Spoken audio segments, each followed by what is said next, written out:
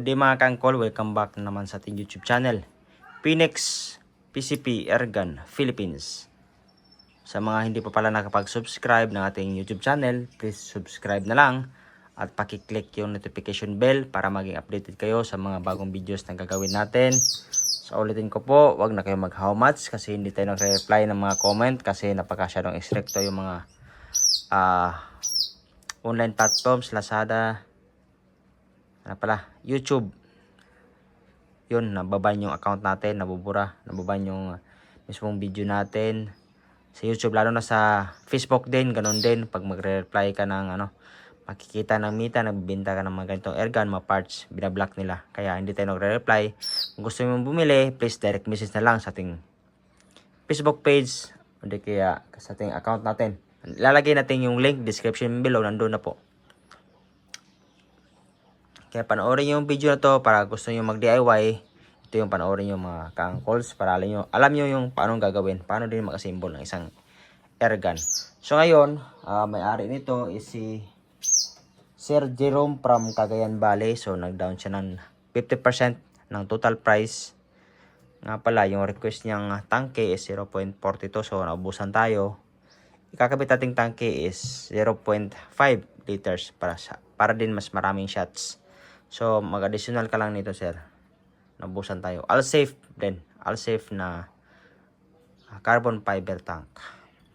So, yung assemble nating unit is cobalt. So, dual type ito. Pwedeng pang wood stock, pwedeng tactical. Pag gusto mo gawin pang stock, tanggalin lang tong tactical adapter tapos itong trigger guard. Sa pagtanggal ng trigger guard, ito lang. Isang screw dyan. Isang screw dito sa loob. Matatanggal na itong trigger guard na to. Pag gawin mong gustong pang wood stock, yung wood bat, yung bat stock. So, ikakabit natin yung parts, Python, bat stock. Yan o, Python, bat stock mga kaangkols. Tapos, Taiwan regulator. All safe, carbon fiber tank, silencer. Tapos, 20 inches, DBB barrel. 12 grooves na 16mm outside diameter. So, short review muna tayo, madalian lang. Marami naman tayong video nito, para yung internals nito. Check nyo lang yung ibang videos natin. Full CNC made stainless ang kanyang internals. Tapos nag-upgrade tayo ng isang cobalt. Nandito na yung adjust niya. May mga butas-butas na para mas dali siyang ikutin. Tapos bago pala mag-adjust niyan, meron siyang lock screw dito. Tapos yung lagayan gauge nandyan na sa gilid, wala na sa ilalim. Dati kasi yung gauge kasi nasa ilalim, kaya medyo sabit yung bipod. So ibubuo natin, yung unahin natin kakabit itong kanyang tangke saka kanyang regulator. So pagkabit ng regulator, madali lang, pareho pa din sa previous videos natin. Uy, M30, M18 kaya to, parang hindi sakto pala M18, kala ko 5.8. Check natin, sakto. M18 by 1.5 yung thread. So bago tanggalin yan, bago kabit to, tanggalin mo na to, nakopin yan. Ito kasi kahit anong karga mo dyan sa tangke mo, walang labis na hangin dyan, kaya maganda kaya gawin nyo, tanggalin nyo yan. Madali lang naman yan tanggalin mga ka-angkols. Ito, luwagan mo lang dalawang screw. Yan. Cagayan Valley, malayo-layo pala yung pupuntahan itong unit na to. So iba yung price natin kapag mayroong COD amount, kasi malaki din yung binabayaran natin sa courier kapag malaki yung declared value, yung malaki yung COD amount mga kaangkols. Kaya kung gusto yung mas makamura, maganda kung payment first. Kung may trust issues kayo, pwede naman i-reject check yung account natin kung nagkalanganin ka magbayad. So advice ko lang sa mga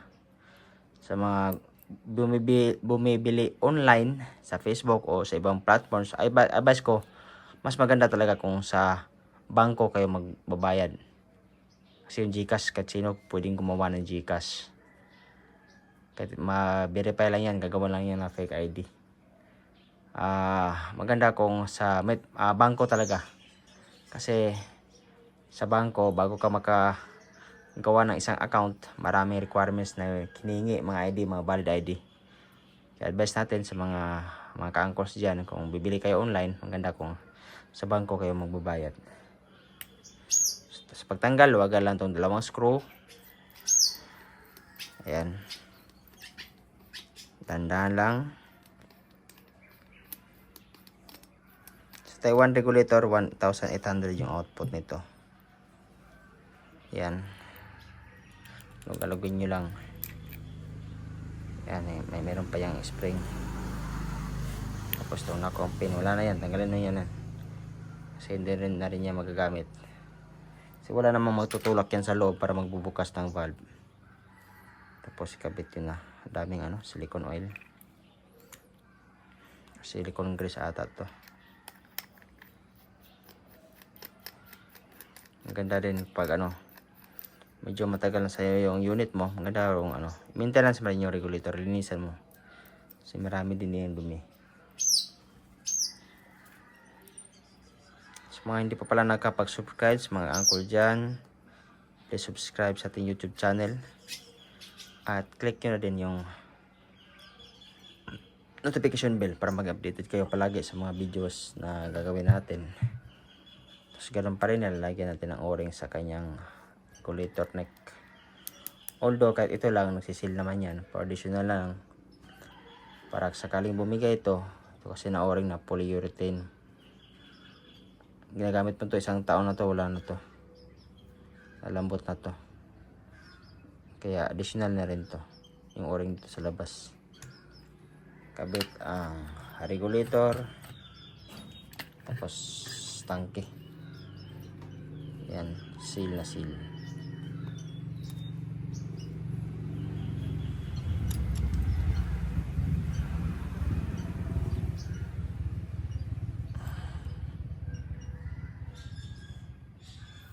Ang ganda rin kung no. Medyo nakaikot konti. Para makikita natin yung output.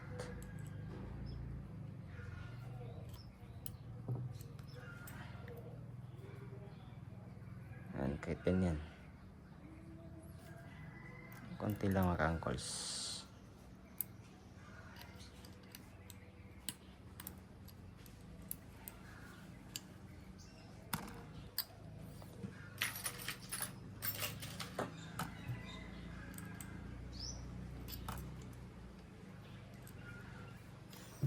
Tapos kabit na natin ang kanyang tangke.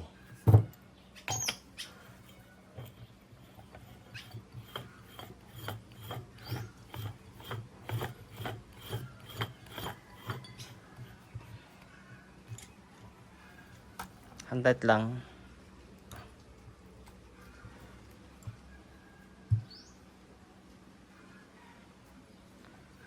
Ayan, sukatin natin kung kasya ba ito natin barrel.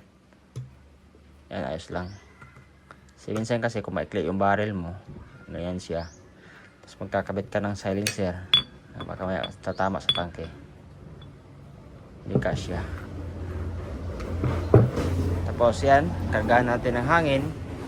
Tapos i-electric na natin. Adjustable power to mga ka-angkors. Tapos stainless ang kanyang internals. Tapos sa pagkarga, i-kabit nyo yung hammer. Kasi kung magkakarga ka, nakatulak tong firing pin. Yung lalabas lang yung hangin dito sa transfer port. Yan, so karga na natin. Ka-angkors, karga na natin.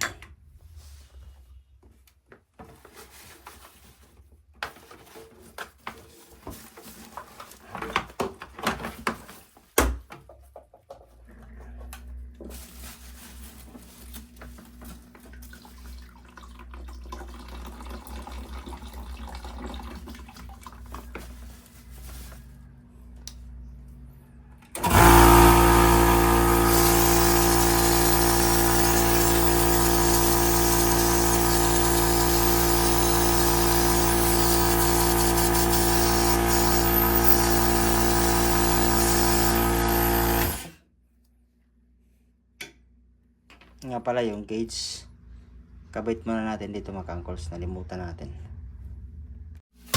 Yan, nakabit natin ang gauge. Tapos karga na natin. Gagamit ka pala ng compressor mga ka-uncles. Kabit nyo muna to. Sa pagkabit, ganyan mo lang. Tapos pasok mo na. Tapos i-release mo muna to. I-start mo muna bago mo sirado. Tapos pag sara, dandahan mo ring isirado. Kasi minsan, baka yung quick fill mo nandito, hindi siya nagbubukas. Overpressure yung ano mo. Kung hindi bibigay itong bursting disc, masisira yung compressor mo. Kaya naka-release siya, start mo, dandahan mo sirado para maobserbaran mo rin baka maya hindi nagbubukas itong quick fill. Sira na, hindi kaya yung mga lumang airgun. Barado, masisira yung compressor mo. So start natin.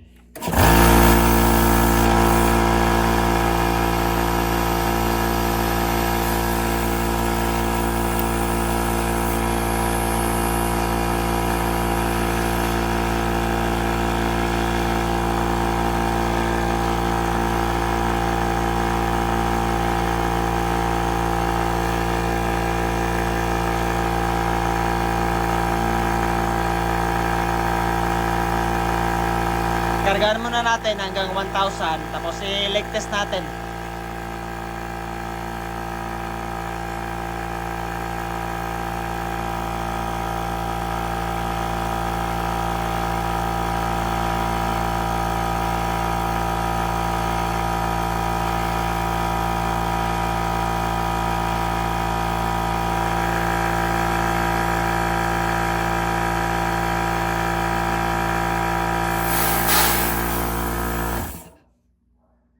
I-leg test natin. May hangin yan. 1,500 output din. Tapos pag leg test mo, swing mo para makikita mo dito. Yan. Sausaw mo hanggang dito sa tangke para makita mo kung may leak.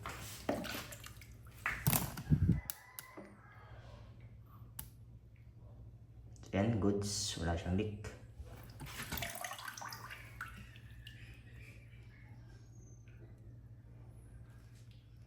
Uncles, na-leg test na natin, nakarga natin ng hangin. So yan, ikabit na natin ng kanyang grip dito.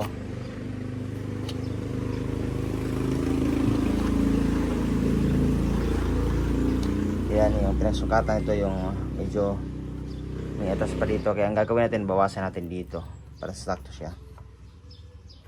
Ito yung kasya na grip para sa Cobalt mga ka-uncles. So bawasan na natin.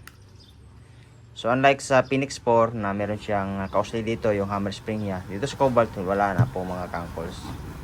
Nakakatalo lang minsan sa grip kasi yung grip na supply sa online paiba-iba. Merong isa nito medyo mas mataas siya dito. Kaya ito bawasan natin.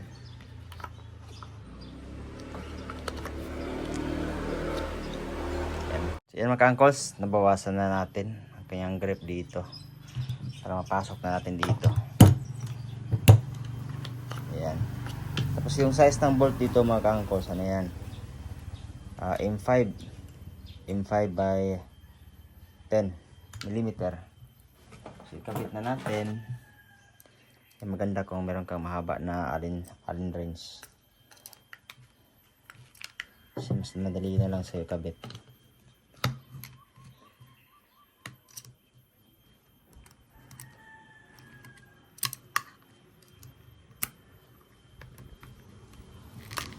Yan mga uncles, nakabit na natin ang kanyang grip.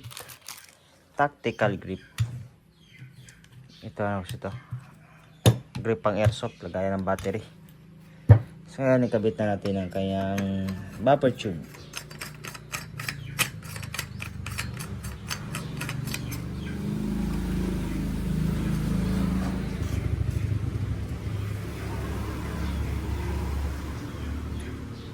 Maluwag pa yung natin. Maluwag pa tong tactical adapter natin. Higpitan muna natin. Ito pang maluwag. Hindi pa siya nahigpitan.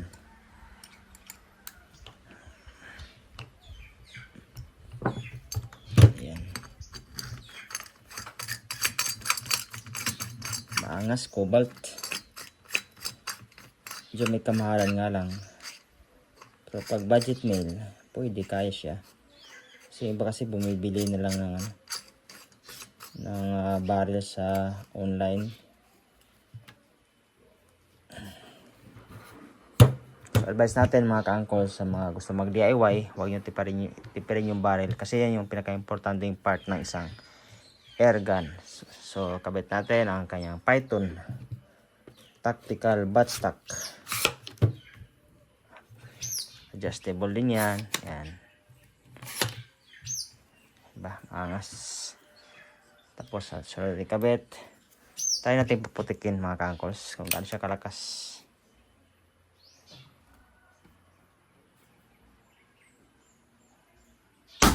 Bukin lakas. Lakas.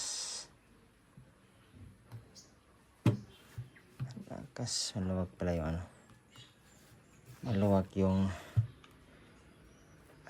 yung kagandahan kasi kapag naka-o-ring type siya, hindi siya natatanggal. Tingnan nyo mga uncles. Yan. Yan. Yan ang kagandahan kapag naka-o-ring type siya. Kahit paputukin mo yan, hindi siya natatanggal. Kasi minsan, dati kasi yung mga kopa, nalilimutan minsan, nakakasa, tapos pagputok, tapo na yung kupa. Ngayon, maghahanap ka ngayon ano yung pamalit mo. Minsan mag-order ka pa, matagal dumating, kaya matagal mo pa magamit yung unit mo. Tapos sunod din kabit. Ang ganda din natin yung mga receiver, meron siyang barrel stopper dito.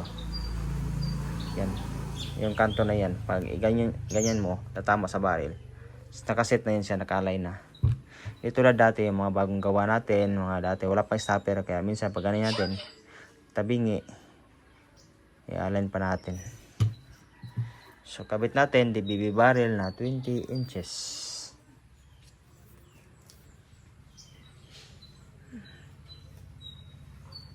Kabit natin to.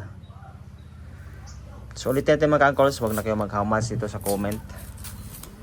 Check nyo lang yung description below. Andun na yung mga link ng mga online shops natin, Lazada, Shopee. Check out nyo lang doon. Medyo may kamahalan yung bigay natin doon kasi malaki yung charge na commission ng Lazada, Shopee sa atin. Kaya pinapatong natin sa price. Kung gusto nyo mas magmura, direct message sa ating Facebook page. Then kaya sa mga accounts natin kay Phoenix PH, ilalagay naman natin yung link description below kay Choy Alison. Yan. So sa barrel, yan yung kanyang crown, labasan ng hangin.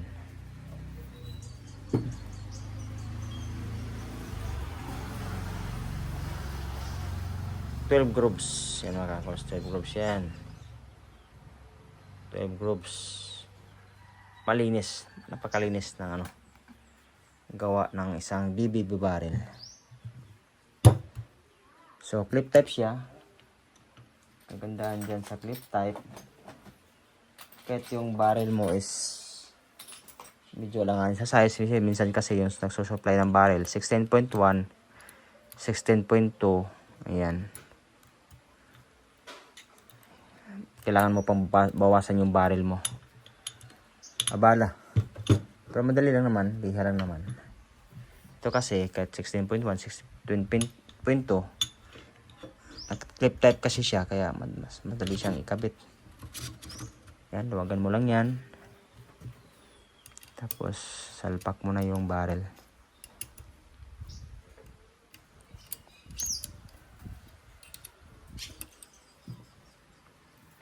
Yan, ang gagana pag may stopper. Yan. Yan, nakasit na yan. Tama siya dito sa kanto. Tapos habang tinutulak mo, taas mo na lang. Yan, tapos higpitan mo.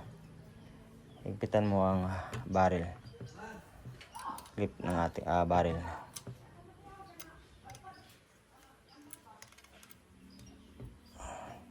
So salamat sa ating mga taga-subaybay, taga-suporta ng ating YouTube channel.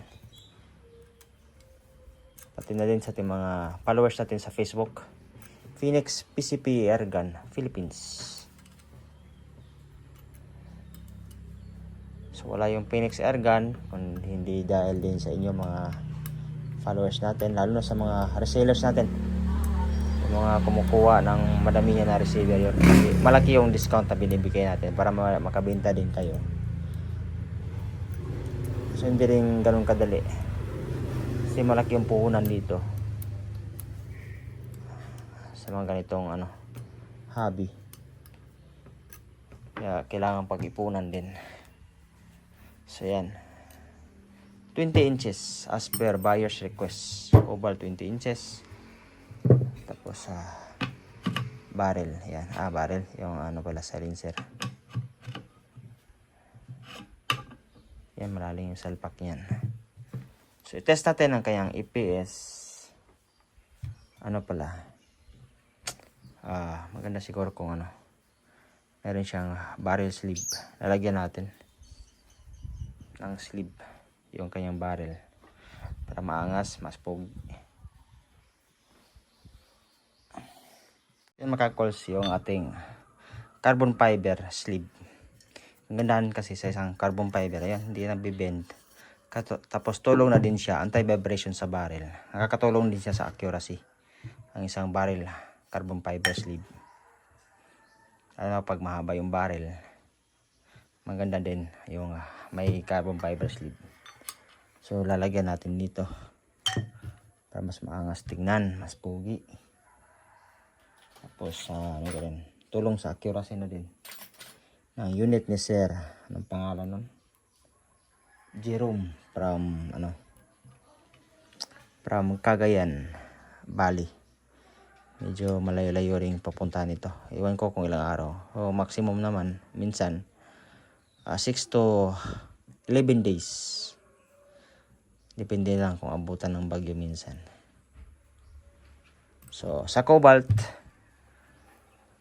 yung dito, yung slot dito, sakto sa 24 mm na carbon fiber sleeve with aluminum end caps. So sa pagsukat, ayan lang. Pasok nilang pati yung silencer. Pasok natin.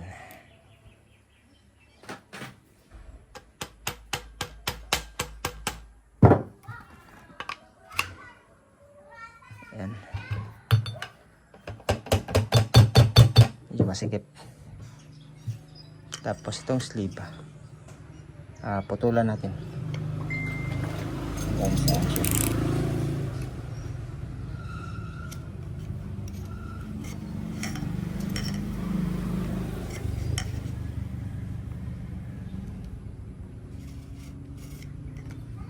So putulan natin.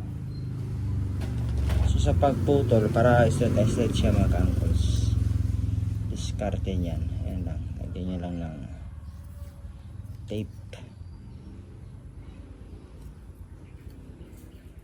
para pantay yung pagputol nyo.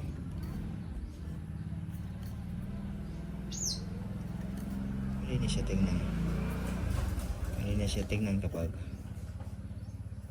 pantay yung putol. Hindi siya bako-bako. Yan, tapos putulan na natin.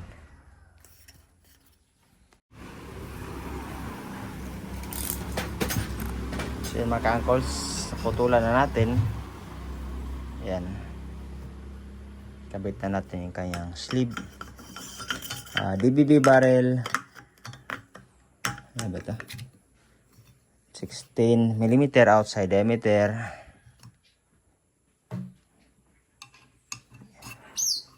Twelve grooves, caliber 22.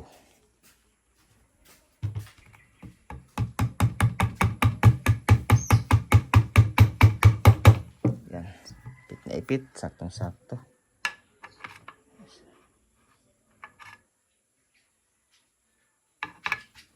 Kulang para sa bawas. So hilak natin ang kanyang set screw. Tapos may test natin yung kanyang EPS.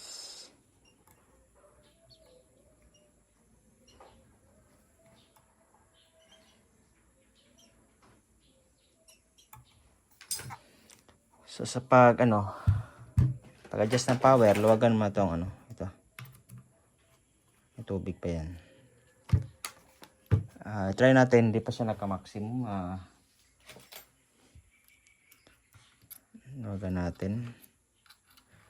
Mostly naman kapag DBB, 20 inches to 24, nagre-range na siya ng ano, 900 to 900 plus, mga 950 yung tuning, kaya 900 okay na yan pang hunting.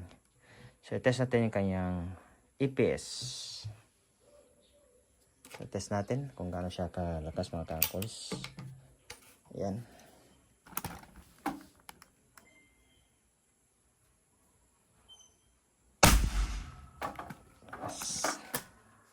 Malakas, malakas. So, yun mga ka-uncles. Test natin ang isang power.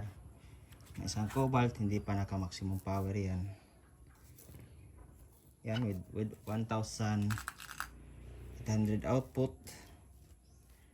Test natin. Swing lang. Lagay pellet. Yan, may kagandahan kapag meron siyang stopper. Yan, dyan lang siya. Yan. Kasi kung wala yan, siset mo pa, sisintro mo pa. Kaya nagbabago din yung EPS power mo kapag hindi nakasintro yan sa transfer port, sa barrel. So, test natin. Yung mga ka-uncles, check nyo. 940. So, pag-adjust, bawasan natin.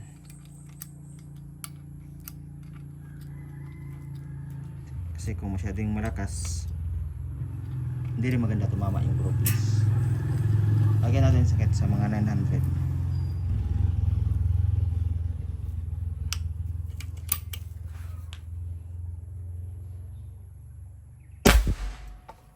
Taas pa din. Bawasan pa natin.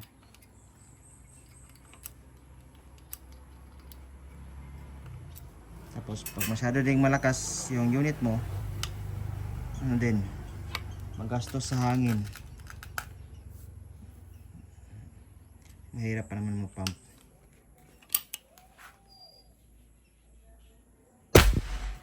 So, pwede na yan. Try natin ulit.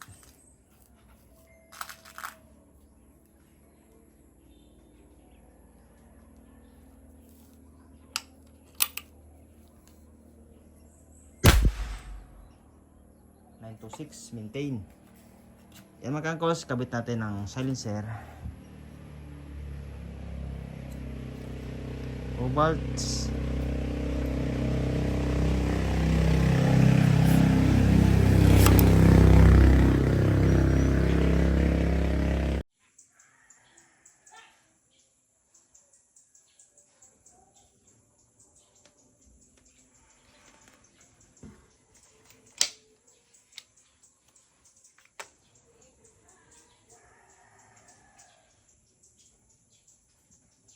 Uncles, nabuo na natin, nalagyan natin ng scope.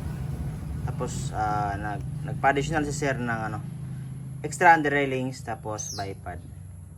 Tapos nalagyan natin ng sleeve, shrinkable sleeve ang kanyang silencer. Napakapugi, meron siyang carbon fiber sleeve. Cobalt receiver powered by MD airgun and Phoenix airgun. So yan, kargahan na natin, na-tune na rin natin. Na-adjust natin ang kanyang EPS sa 920 plus. So yan, kargahan natin muna. Of course, na-tune na natin. Tapos na zero na natin ang kanyang scope. So cobalt receiver, 4 cm Taiwan regulator with 0.5 all safe carbon fiber tank. Naubusan pala tayo ng 0.4 ito, so nag-additional lang tayo.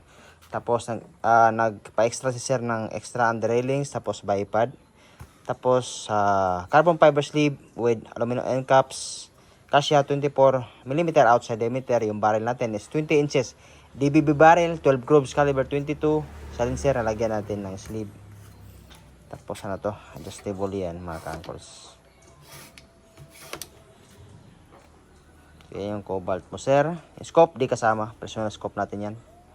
Medyo may kamali yung scope natin. Hindi kasama sa set. So, yung scope, meron naman, madami naman yan sa Lazada mga ka-uncles. Pili ka lang. So, kahit yung mga 6,000 plus na scope. Huwag lang yung mga medyo murahin. Tapos adjustable ang kanyang power. Tapos adjustable din kanyang trigger pull. Pwede mong tigasan, pwede mong lambutan. So na-test na natin. Napakaganda ng kanyang groupings. Pellet to pellet. Yan ang importante. Basta yung barrel mga kaangkos, huwag yung tipirin. Yan yung pinaka points natin. Yung pinaka remarks natin sa isang PCP. Yung barrel, huwag yung tipirin. Yan yung pinaka importante. Para ma-enjoy mo yung unit mo, dapat maganda tumama. Accuracy talaga. Tapos yung unit natin, fully CNC made stainless ang kanyang internals. Quality din pagkagawa. Eskwalado, lahat ng parts. Hindi siya mano-manong gawa. Bali computer na yung gumagawa niyan. Set up na lang. Yan. Yung unit sa kablang side lang tayo. So test natin. Check natin ang kanyang groupings. Swing mo lang. Lagay pellet. Tapos balik mo swing. So, test natin ang kanyang accuracy. Yan, malayo sa around 30. So yan, gawa tayo ng butas. Wala pang butas, gawa tayo. Tapos yan ang gagawin natin target. Para makita nyo kung gaano siya ka-accurate mga kaangkos. Yan pinaka-importante sa airgun.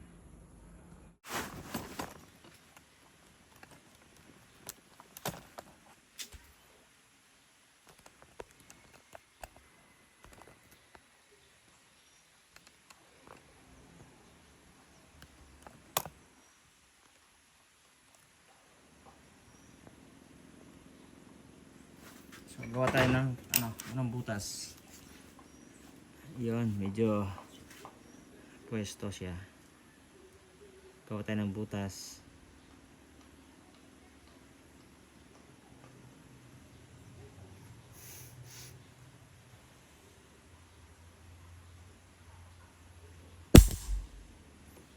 Ay, ganda.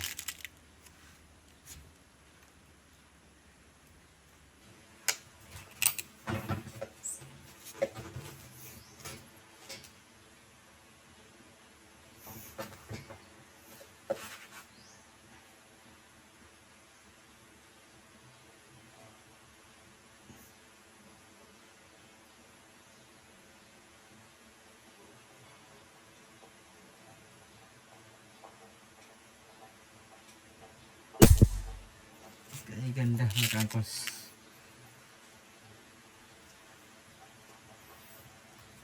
Walang pagbabago.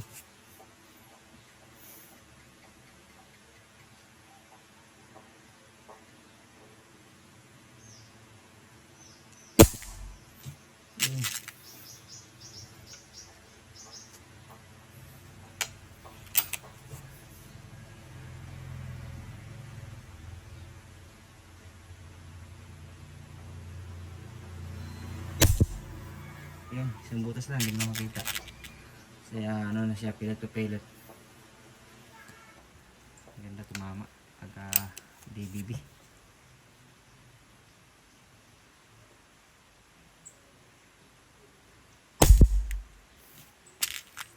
Ganda tumama mga kaangkos.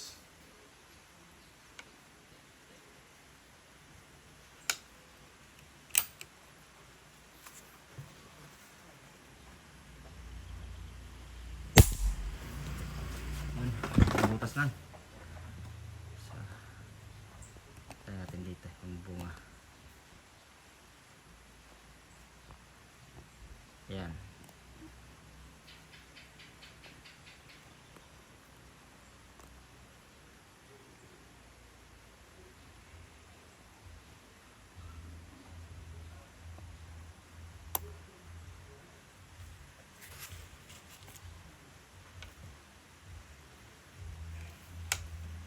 Tanggalin natin yung hindi yung yung titirahin natin yung stem niya, hindi yung mismong bunga. Hanapin natin. So, ayan.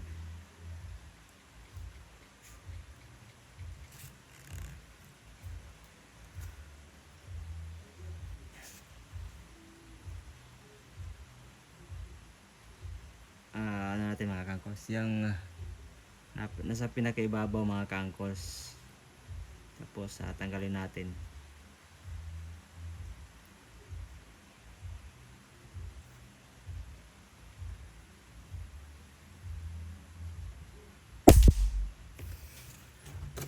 Ang ganda. Tapos putulin pa natin yan. Yung pinaka-stem ng bunga. Putulin pa natin yan. Pagka-accurate ng unit eh sir. Kaya minsan naiingit din ako sa mga unit na binubuo ko. Maganda tumama.